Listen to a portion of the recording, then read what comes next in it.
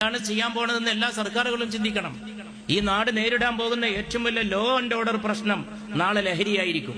ഞാനത് മുൻകൂട്ടി പറയുകയാണ്. ഇപ്പൊ തന്നെ അത് തുടങ്ങിക്കഴിഞ്ഞു. വളരെ സമർത്ഥമായിട്ട് കൊല നടത്താൻ ഒരു ലഹരി അഡിക്റ്റിന് കഴിയും. ഈ അടുത്ത കാലത്ത് കേരള പോലീസ് ഒരു വലിയ കേസ് അന്വേഷിച്ചു, ഒരു കൊലക്കുറ്റം. അത് കൊലയാളിയെ കണ്ടെത്താൻ വളരെ ബുദ്ധിമുട്ടുണ്ടാക്കിയ ഒരു കൊലയായിരുന്നു. 5 പേർ ഒന്നിച്ചുറങ്ങാൻ കിടന്നു. അതിലൊരാൾ കൊല്ലപ്പെടുന്നു. ഒരാളും അകത്തേക്ക് വന്നിട്ടില്ല, ഒരാൾ പുറത്തേക്ക് പോയിട്ടില്ല. ഈ 5 പേരിൽ കൊല്ലപ്പെട്ട ആളുടെ ഉറ്റ സുഹൃത്തുക്കളാണ് ബാക്കി 4 പേരും. ഒരാളെയും സംശയിക്കാൻ ഒരു നിവൃത്തിയുമില്ല. എങ്ങനെയാണ് ഈ കൊല നടന്നത്? കേരള പോലീസിന്റെ അഭിനന്ദിക്കേണ്ട ഒരുപാട് ഘട്ടങ്ങളിലൂടെ നമ്മൾ കടന്നു പോകാറുണ്ട്. അതിലൊന്നായിരുന്നു അത്.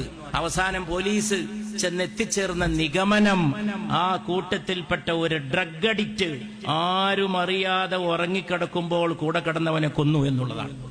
അങ്ങനെയുള്ള ഒരു കാലാവസ്ഥയിലേക്ക് സമൂഹം കൂപ്പുകുത്തുമ്പോ വളരെ വലിയ ഒരു ജാഗ്രത ഇന്ന് ആവശ്യമായി വന്നിട്ടുണ്ട്. മദ്യത്തിന്റെ വരുമാനം കൊണ്ട് പാലം കെട്ടുന്നു, റോഡ് നിർമ്മിക്കുന്നു എന്നാണ് ചിലർ പറയുന്നത്. ഞാൻ കേരള നിയമസഭയിൽ അംഗമായിരുന്ന കാലത്ത് അന്ന് ഞാൻ കണക്കുദ്ധരിച്ചുകൊണ്ട് പറയുന്നുണ്ട്, മദ്യത്തിന്റെ നഷ്ടത്തിന്റെ കണക്കെടുക്കുമോ? അതിനൊരു കമ്മീഷന് വെക്കുമോ? ആരോഗ്യത്തിന്റെ നഷ്ടത്തിന്റെ കണക്കെടുക്കുമോ? മരുന്നിന്റെ കണക്കെടുക്കുമോ?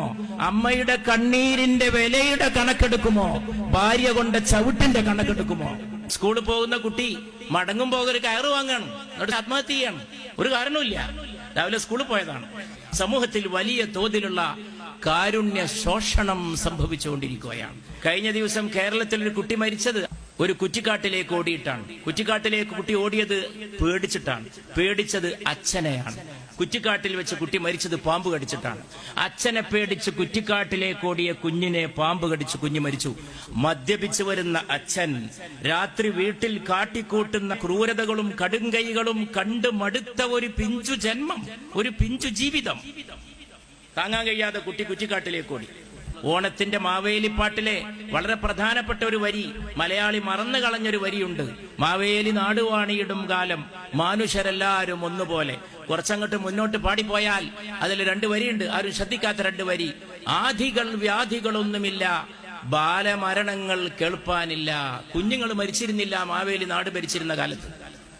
അപ്പൊ എന്ത് ആരോഗ്യ സംവിധാനമായിരുന്നു അന്നുണ്ടായിരുന്നത്?